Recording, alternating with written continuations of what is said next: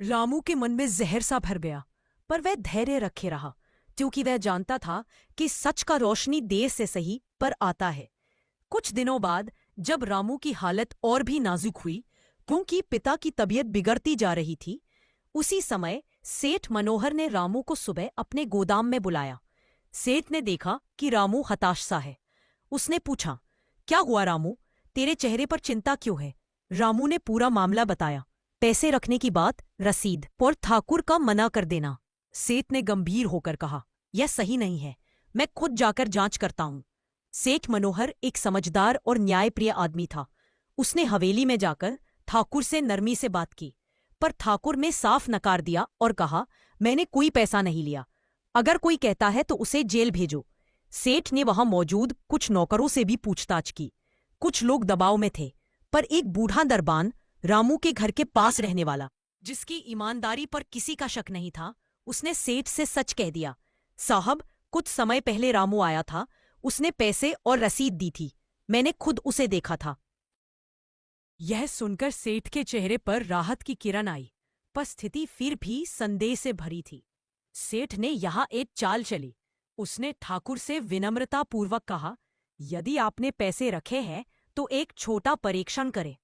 उसने घोषणा करवाई कि वह अगले दिन गांव में सबके सामने एक पैसों की गणना करवाएगा। ठाकुर ने सोचा कि होकर क्या होगा, ये सब बस गांव का तमाशा है, और उसने सहमति दे दी। उसे लगा कोई प्रमाण न मिलने पर मामला खत्म हो जाएगा। अगली सुबह गोदाम की खिड़कियों के बाहर गांव के लोगों की भीड़ जमा थी। रामू का चेहरा कांप रहा था। पिता बिस्तर पर आधे नम आंखों से उसे देख रहे थे। सेठ ने कहा, ठीक है ठाकुर साहब, यदि ये रामू का पैसा वास्तव में आपके पास था तो आप इसे हमारे सामने पेश कीजिए। ठाकुर ने खुद कुछ नौकरों से कहा कि वे एक संदूक निकालकर दिखाए। संदूक खोला गया, पर वहां पुराने दस्तावेज और नकली चीजें रखकर दिखाई गई। ठाकुर ने बाजू पलटकर बोल दिया, ये वही पैसे हैं, मैंने इन्हें पिछले महीने लौटा दिया था। लोग सन्न रह गए। तभी सेठ ने धीमे से कहा, ठोकर साहब, आप बहुत चालाक हो, पर क्या आप इस युवक के साथ सार्वजनिक रूप से सच नहीं बोल पाएंगे? तभी सेठ ने अपने पास रखी एक छोटी रसीद निकाली, वही रसीद जो रामू ने सेठ को दिखाकर पैसे ठाकुर के हवाले किए थे। सेठ ने कहा, यह वही रसीद है जो रामू ने मेरे पास दी थी, आपने इसे मेरे सामने स्वीकार किया था। ठाकुर का रंग उड़ गया, पर उसने फिर भी मुंह जरा और कस लिया और बोला, तुम झूठ बोल रहे हो।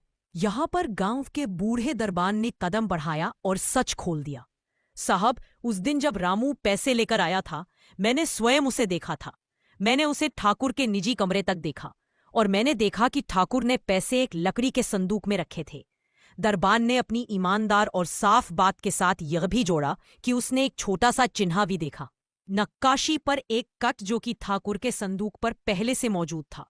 सेठ ने तुरंत उसी चिन्ह वाले संदूक को दिखाने का हुक्म किया, और संदूक खोलते ही अंदर से रामू के नाम की एक छिद्रित चिट निकली, और उसी के साथ रामू के रखे हुए पैसे भी बरामद हुए। ठाकुर प्रताप में सुनकर घुटने टेक दिए। बूढ़े पर घमंड से भरे आदमी को गांव के लोगों के सामने अपनी गलती स्वीकारनी पड़ी, लेकिन उसकी चालाकी पहले ही रंग बिखा चुकी थी। उसने जल्दबाजी में कहा, मैंने पैसे लौटा दिए थे, ये तो कोई गलती है? पर सबूत स्पष्ट थे, पैसे वही रखे हुए थे। रामू के नाम की चिट, रसीद और दरबान की गवाही, तीनों ने मिलकर सच्चाई की जीत कर दी। ठाकुर को लोगों के सामने शर्मिंदगी सहनी पड़ी, और उसे अपने नौकरों द्वारा निंदा का सामना करना पड़ा। जब रामू के पैसे वापस आए तो वह मुस्कुरा नहीं पाया, उसकी आंखों में आंसू थे। उसने सेठ और दरबान से धन्यवाद कहा, पर कहानी यही खत्म नहीं हुई। ठाकुर के झूठ और अत्याचार का खामियाजा था कि गांव के बहुत से लोग पहले से ही उससे डरते थे। अब उसकी साख चकनाचूर हो गई। उसकी जमीन की कुछ समस्याएं सामने आने लगी, क्योंकि उसने कई लोगों के साथ अन्याय किया हुआ था। गांव के लोग अब उससे दूर रहने लगे, और न्याय की लहर गांव में फैल गई। रामू के पिता की तबीयत धीरे धीरे सुधरने लगी। उन्हें रामू और गांव वालों का स्नेह मिला। रामू ने अपने पैसे निकालकर पिता की दवा करवाई, घर की मरम्मत करवाई, और सेठ से विनम्रतापूर्वक कहा, साहब, आपने मेरे साथ जो किया मैं उसे कभी नहीं भूलूंगा, पर मेरी अब भी कुछ सीख बाकी है। मैं चाहूंगा कि मेरे ज्यों का त्यों ईमान का रास्ता मत बदले। सेठ ने मुस्कुरा कर कहा, ईमान ही सबसे बड़ा धन है। रामू, तूने मुश्किल में भी सच को पकड़ा रखा, यही तेरी असली दौलत है। कहानी का अंत गांव के मेले की तरह हुआ, जहां सच कड़वा था पर मीठा परिणाम लेकर आया। रामू की ईमानदारी ने उसे सम्मान दिलाया और ठाकुर की चालाकी का पर्दाफाश हुआ।